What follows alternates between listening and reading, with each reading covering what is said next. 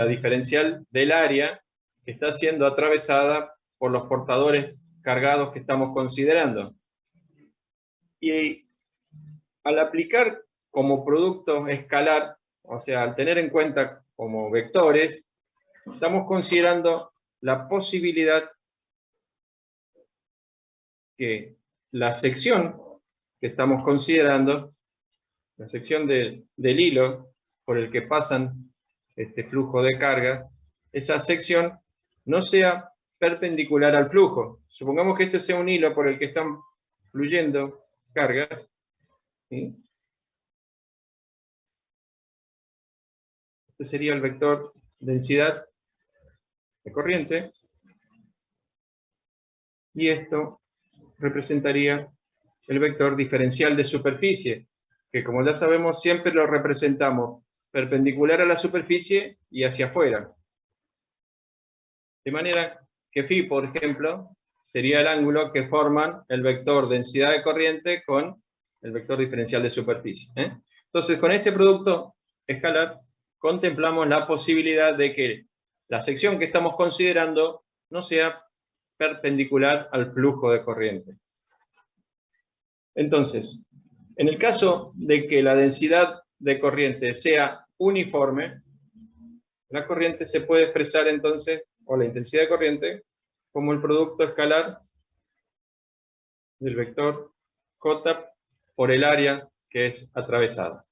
Y en el caso particular, que el área que estamos considerando sea perpendicular al flujo, en ese caso entonces la corriente va a ser directamente J por A.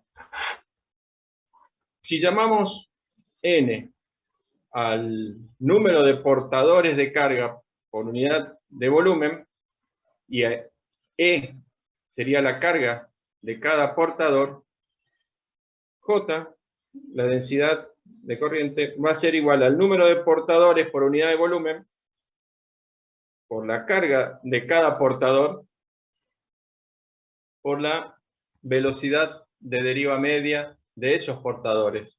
Ya vamos a ver qué es la velocidad de deriva media. Entonces, la corriente I, la intensidad de corriente I, se puede expresar como el número de portadores por la carga de cada portador, por la velocidad de deriva media, por el área transversal que están atravesando ese flujo de cargas. O sea que la intensidad de corriente, como regla mnemotécnica, es neva. Repito, donde N es el número de portadores por... ¿Se ve ahí? ¿También? El número de portadores por unidad de volumen. E, entonces, es la carga de los portadores. B es la velocidad de deriva media. Y A es el área transversal. Para ver o tratar de entender qué es la velocidad de deriva media, cuando nosotros aplicamos un campo eléctrico a un conductor, y estoy hablando de un campo eléctrico exterior al conductor, porque nosotros vimos que el campo eléctrico, el campo electrostático dentro de un conductor es cero, ¿sí? Podemos tener inicialmente un campo electrostático dentro de un conductor, pero por la propiedad de los conductores, ese campo eléctrico va a redistribuir cargas, como habíamos visto, y el campo se anula. Entonces, para que fluya una intensidad de corriente, necesitamos un circuito. Esos circuitos son circuitos cerrados. Como vimos que el campo eléctrico es un campo del tipo que llamamos conservativo, y que en un circuito cerrado la diferencia de potencial se anula, para que circule corriente en un circuito cerrado, necesitamos aplicar un campo eléctrico exterior, crear un desequilibrio en ese circuito. Y el encargado de mantener ese campo eléctrico en los circuitos es la pila o una batería. Entonces, al aplicar un campo eléctrico exterior a un conductor, sabemos que a cada campo eléctrico está asociado una fuerza. Esa fuerza lo que va a hacer es acelerar los electrones, esa nube de portadores que tienen en particular los conductores, ese campo eléctrico, esa fuerza asociada al campo eléctrico, lo que va a hacer es acelerar en una dirección determinada esos portadores. Si analizamos un portador en particular, y hacemos el gráfico de la velocidad de ese portador en particular, ¿sí?, en función del tiempo, si quieren, esto sería la velocidad. Esa fuerza asociada con el campo eléctrico lo que hace es acelerar el portador, un portador en particular que estamos analizando, desde cero hasta que ese portador choca con la red de iones propia del conductor. Cuando se produce el choque, ese portador se desacelera hasta cero. Como el campo eléctrico exterior existe, vuelve a ese portador a acelerar. Se acelera hasta que vuelve a chocar con la red de iones o la estructura cristalina propia del conductor. Se desacelera hasta cero, vuelve a ser acelerado, choca, crece su velocidad hasta cero, y así va avanzando, ¿sí? La velocidad de deriva media es la media de este gráfico, digamos, ¿no? Esto es la velocidad de deriva media, ¿sí? Y justamente esa red de iones es lo que define que una sustancia sea conductora, aparte de la nube de electrones libres que tienen, define si una estructura o un sólido es conductor o aislante, ¿sí? Para los conductores, esa red de iones es más abierta y permite que los tiempos libres y los recorridos libres de los portadores sean mayores. En el caso de los aislantes, esa red de iones es muy compacta y los electrones no pueden avanzar. Chocan, y por eso no pueden avanzar, y no se puede constituir una corriente eléctrica uniforme. Por eso decimos que esos materiales son aislantes. Bien. ¿Hasta acá se entiende?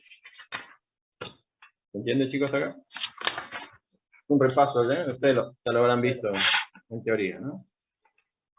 Bien.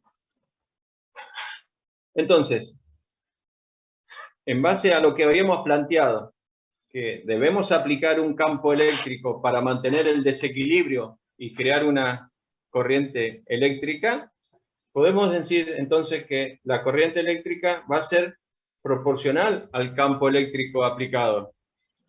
Como vimos, el campo eléctrico es la diferencia de potencial sobre la longitud, entonces podemos decir que la intensidad de corriente también va a ser proporcional a la diferencia de potencial aplicada a ese conductor o a ese circuito.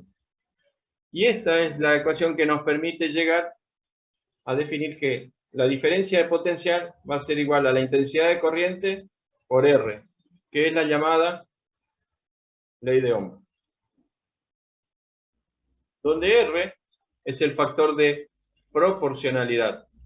R se denomina resistencia eléctrica.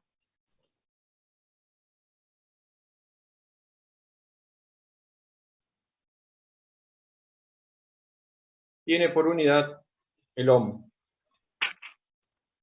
Está también como simbología de ohm la letra omega. O sea, omega para nosotros significa ohm. En vez de escribir la palabra, van a ver muchas veces directamente el símbolo omega. La resistencia de un material se calcula en función de una propiedad de ese material que se denomina resistividad, que lo representamos con la letra Rho. Rho es la resistividad y es una característica propia de cada material. Y va a ser la resistividad por la longitud dividido la sección transversal. De manera que si queremos disminuir la resistencia de un material, debemos disminuir la longitud o aumentar la sección transversal. Así, por ejemplo, los conductores que se utilizan normalmente para transporte de corriente eléctrica, si queremos disminuir la resistencia, normalmente la longitud está determinada porque vamos de un punto a otro. La longitud no podemos modificar. Entonces lo que se hace es aumentar la sección, ¿no? Si queremos que la resistencia sea más chica, debemos hacer los conductores de secciones más grandes, ¿no? Y como vamos a ver en la serie que viene, en la ley de Ohm, la resistencia es muy importante porque es el factor en el cual podemos representar la conversión de la energía eléctrica en energía térmica, por la ley de Joule, que ya lo vamos a ver. Nos permite ver cómo se transforma la energía eléctrica en térmica. Esa energía térmica es energía que se pierde, ¿sí? Por eso es necesario disminuir el valor de la resistencia. Por eso también se está investigando en los superconductores, en los que se logra que la resistencia sea cero, con lo que evitamos las pérdidas de energía por conversión en energía térmica, por conversión en calor, digamos, ¿no? Bien. La resistividad, si lo despejamos de acá, va a ser la resistencia por la sección sobre la longitud. Por lo tanto, la resistividad va a tener por unidad ohm por metro, ¿sí? O también se puede expresar, como dijimos, omega por metro. La inversa de la resistividad se denomina conductividad. La llamamos sigma. Sigma es la inversa de la resistividad. Por lo tanto, sigma tiene por unidad ohm por metro a la menos 1. ¿No? También en alguna bibliografía a la conductividad la llaman Siemens. ¿Sí? Siemens es conductividad y es la inversa de la resistividad. Bien, con esta pequeña introducción podemos hacer la serie número 5. ¿No? Voy a pasar a la serie.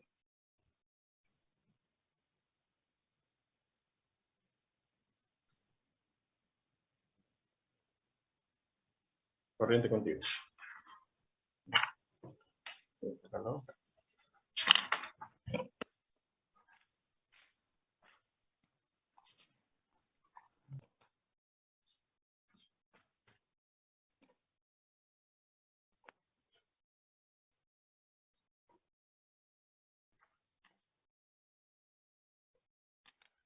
Bien.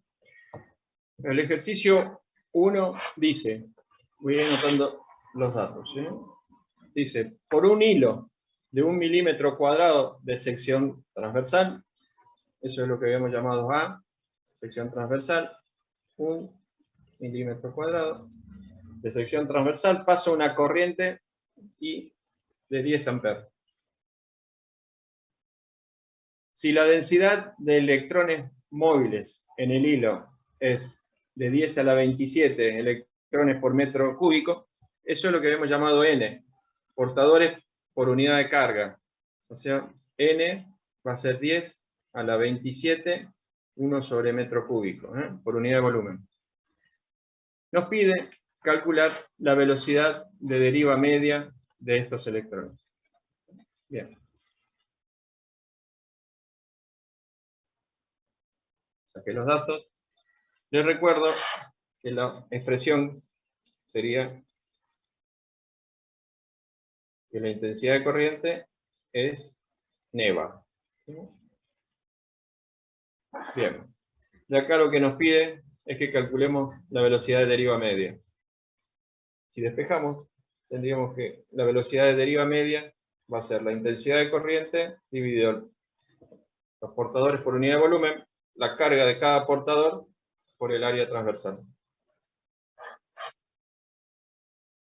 ¿Sí? Entonces tenemos la intensidad de corriente son 10 amperes. Les recuerdo que amper es joule, perdón, sobre segundo. Amper sobre segundo. ¿Sí? Bien. El número de portadores es 10 a la 27, y esto está en metro cúbico, 1 sobre metro cúbico, es por unidad de volumen. La carga de cada portador, E, es 1,6 por 10 a la menos 19 coulombios. Y el área... Profe, ahí no tenemos en cuenta el signo. Perdón, ¿me escuché? Si ahí se tiene en cuenta el signo o no hace No, falta. no. Con respecto al signo, lo que sería bueno aclarar es que por convenio, el sentido de la intensidad de corriente como positivo es el sentido de los portadores positivos. Aunque en la mayoría de los casos la corriente se deba a un sentido opuesto debido a cargas negativas. Pero el sentido que consideramos como positivo de la corriente es el de los portadores positivos. Y entonces el área dijimos que era 1 milímetro cuadrado. Pero como tenemos por metro cúbico, vamos a tener que convertir los milímetros cuadrados, ¿sí?, a metro cuadrado, ¿no? Entonces, vamos a multiplicar por 1 metro cuadrado y dividir 10 a la sexta milímetros cuadrados. Esto se va con esto, ¿sí? El metro cuadrado se va con el cubo, coulombio se va con coulombio. Este metro pasa al numerador y la velocidad nos va a dar en metros sobre segundo, ¿sí? Vamos a ver cuánto da eso.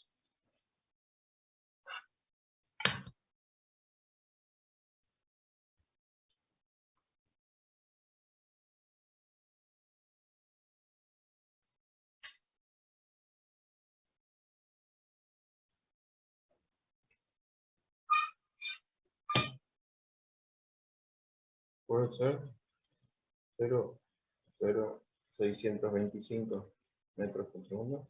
¿Alguien le dio así? Sí, profe.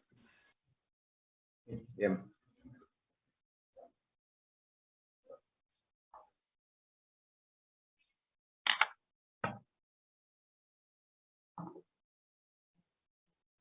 Muy simples. Estos ejercicios son simples. De esta serie, pues, va muy rápido, ¿sí? Un segundo. El ejercicio 2 dice: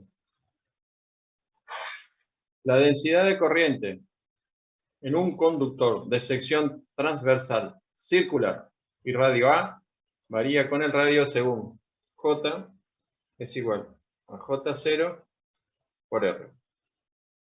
Nos pide que calculemos la corriente total. Tengan en cuenta que la sección transversal es circular y de radio A. Bien.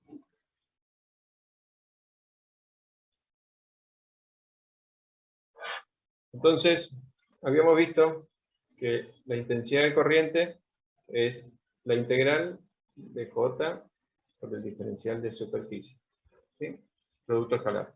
En este caso, la sección transversal es perpendicular al flujo, ya que si desarrollamos el producto escalar, nos va a quedar el módulo del vector J por el módulo del vector diferencial de superficie por el coseno de 0 grados. Esto es bueno. Como nos dice también que la sección es circular, o sea que S va a ser pi por R al cuadrado. De manera que el diferencial de superficie va a ser 2 pi R por diferencial de R. Si reemplazamos, vamos a poder calcular la intensidad de corriente como, en lugar de J, pongo su igual, es J0 por R, y en lugar del diferencial de superficie sería 2 pi R diferencial de R. ¿Y entre qué y qué? Integro. Si nos dice que la sección circular es de radio A, ¿cuáles serían los límites? Entre 0 y A. 0 y A. Entre 0 y A. Perfecto. Muy bien.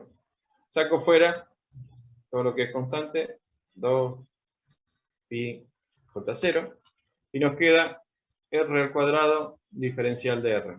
Integrado, eso va a ser R al cubo sobre 3 entre 0 y A. O sea que esto va a ser 2/3 pi J0 por al cubo, ¿no? Esa sería la expresión de la intensidad de corriente que atraviesa esa sección circular de radio A y que tiene una densidad de corriente de este tipo, J0 por R, ¿no? ¿Alguna pregunta? Para las integrales que ya hemos hecho, esto es muy simple, ¿no? Vamos al siguiente.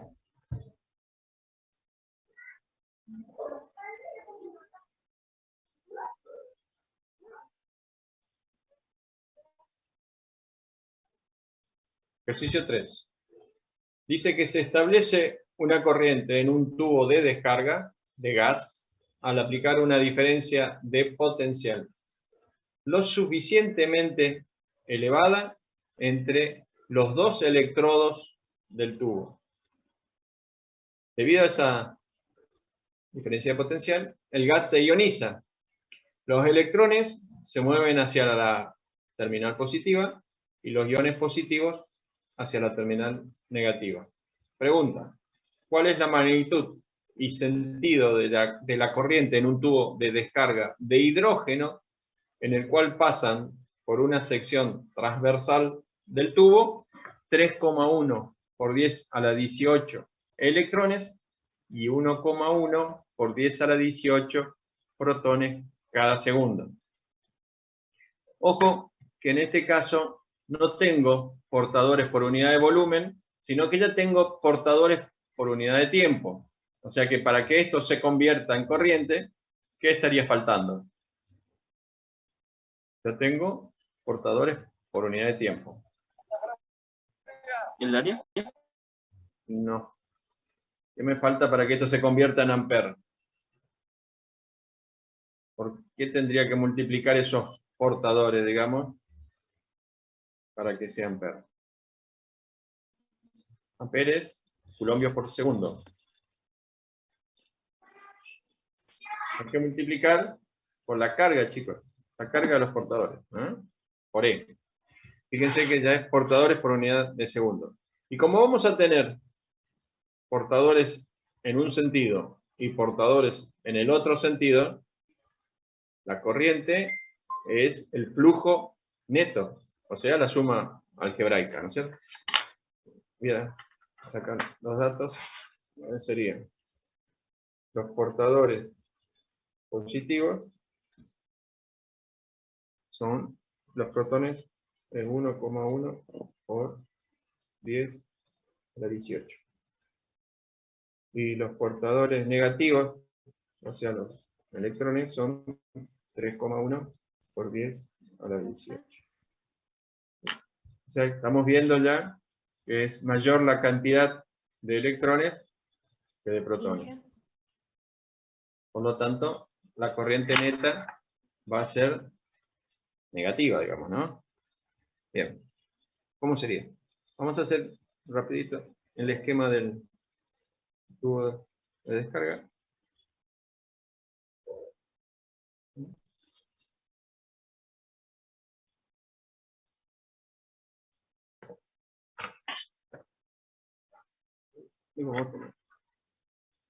Por ejemplo, esta sería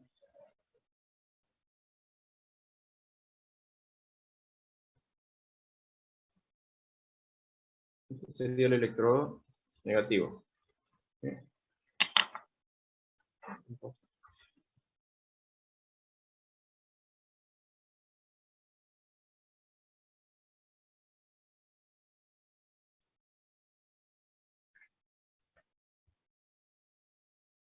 Y esto representa nuestro electrodo positivo. Si nosotros consideráramos una sección cualquiera de este tubo de descarga, observaríamos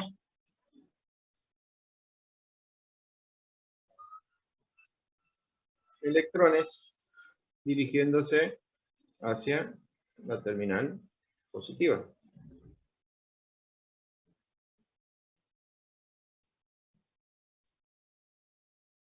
Que atraviesen esa sección. Simultáneamente, también encontraríamos portadores positivos que al ionizarse se dirigirían hacia la terminal negativa.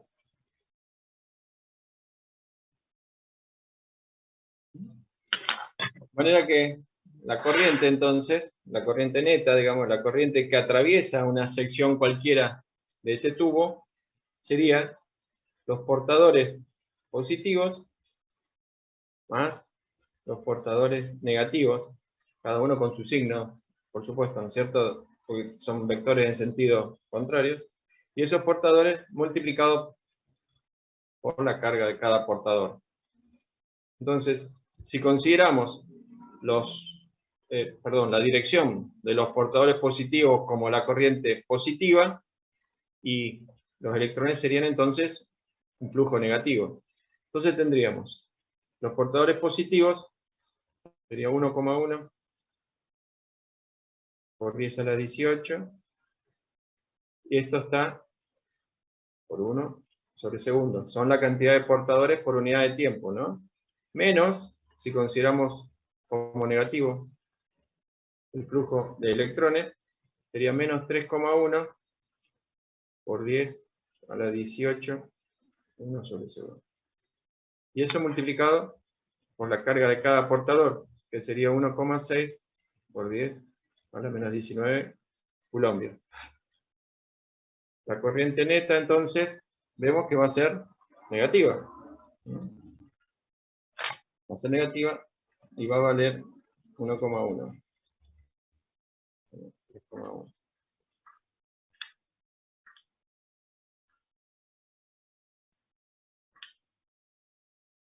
Si no hice mal, 0,32 amperes. ¿Coincide? ¿Alguien le dio así? Sí, profe. ¿Coincide? Bueno, entonces la corriente entonces tiene sentido negativo, o sea, la corriente neta estaría dirigida hacia el electrodo positivo. Como les digo, son muy simples, chicos, no perdamos mucho tiempo, ¿no? Cumplamos con la serie. Vamos al cuarto.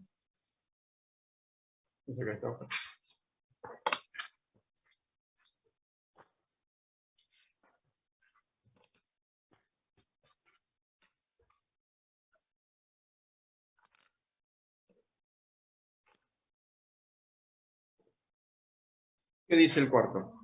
Se saca carga de una esfera por medio de un hilo conductor. La carga de la esfera en un instante cualquiera está dada por Q igual 10 a la menos 3 por E a la menos T, donde este E es la base del